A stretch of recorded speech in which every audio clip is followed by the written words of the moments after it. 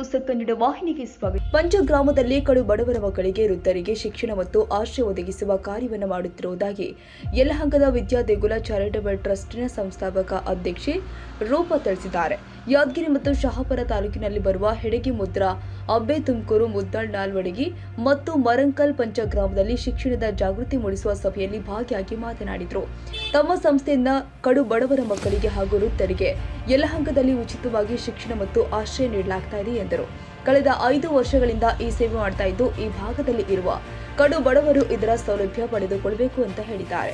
ಶಾಲಾ ವಿದ್ಯಾಭ್ಯಾಸ ಮತ್ತು ಸಂಸ್ಕಾರಯುಕ್ತ ಶಿಕ್ಷಣದಿಂದ ದೂರವಿರುವ ಅತಿ ಬಡ ಮತ್ತು ಆಶ್ರಯವಿಲ್ಲದ ಸಮಾಜದ ಒತ್ತಾಸೆಗಳಿಂದ ವಂಚಿತರಾದ ಮಾತಾಪಿತರ ಅಕ್ಕರೆ ಸಿಗದ ಮಕ್ಕಳ ಕ್ಷೇಮಾಭಿವೃದ್ಧಿಗಾಗಿ ಹೊಸ ಬದುಕು ನೀಡುವ ಸದುದ್ದೇಶದೊಂದಿಗೆ ವಿದ್ಯಾದೇಗುಲ ಸೇವಾಶ್ರಮವನ್ನು ಪ್ರಾರಂಭಿಸಲಾಗಿದೆ ಎಂದರು. ಆರ್ಥಿಕವಾಗಿ ಹಿಂದುಳಿದ ಕಡು ಬಡ ಮಕ್ಕಳಿಗೆ ಅನ್ನ, ಆರೋಗ್ಯದ ಜೊತೆಗೆ ಉಚಿತ ವಸತಿಯ ಯೋಜನೆಯನ್ನು ಹಮ್ಮಿಕೊಂಡಿದ್ದೇವೆ. ಇಲ್ಲಿ ಸುಮಾರು 50ಕ್ಕೂ ಹೆಚ್ಚು ಮಕ್ಕಳು ಇದ್ದು, ಇಂತಹ ಮಕ್ಕಳಿಗೆ ಬದುಕಿನ ಆಶಾಕಿರಣವಾಗಿದೆ ಎಂದರು.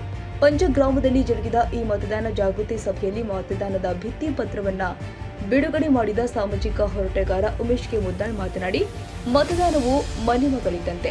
ಮತವನ್ನ ಅಯೋಗ್ಯರಿಗೆ ಕೊಡಬೇಡಿ, ಮಗಳಿಗೆ ಒಳ್ಳೆಯ ಸಂಬಂಧ ಬೆಳೆಸಿ ಕೊಡುವ ಮತವನ್ನ ಒಳ್ಳೆಯವರಿಗೆ, ದೇಶದ ಹಿತ ಕಾಯುವವರಿಗೆ ಕೊಡಿ ಎಂದರು.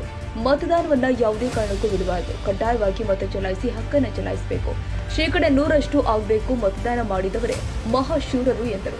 ಈ ಸಂದರ್ಭದಲ್ಲಿ 5 ಗ್ರಾಮಗಳ ಮುಖಂಡರುಗಳಾದ ಶಿವರಾಜ್, ನಿಂಗಪ್ಪ, ಮಾದೇವಪ್ಪ, ಅನಿಲ್, ರವಿ, ಮರಿಯಮ್ಮ, ಬಸವರಾಜ್, ಹನುಮಂತ, ಅಯ್ಯಪ್ಪ, ಭೀಮರಾವ್, ಮಹೇಶ್, ಶಿವಪ್ಪ ಬಾವರ್, ಮಲ್ಲು ಬಡಿಗೆ, ಮಾಂತೇಶ್, ನಾಗಪ್ಪ, ಈಶಪ್ಪ, ಭೀಮ ವೈದ್ಯರಿ ಮತ್ತಿತರರು ಹಾಜರಿದ್ದರು.